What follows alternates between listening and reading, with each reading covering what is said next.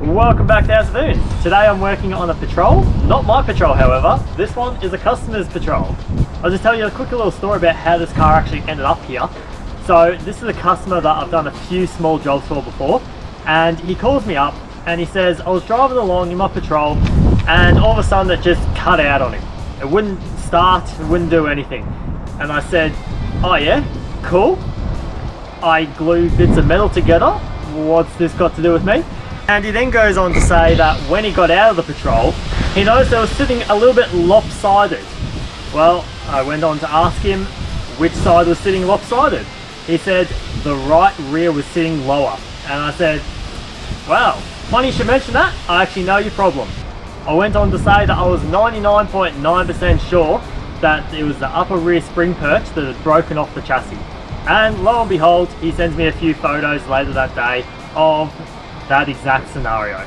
So here we are now at the workshop and I now have to fix this. So I'm going to get this patrol inside before it starts pissing down rain 1.5 weeks before Christmas, and I'll get working on it.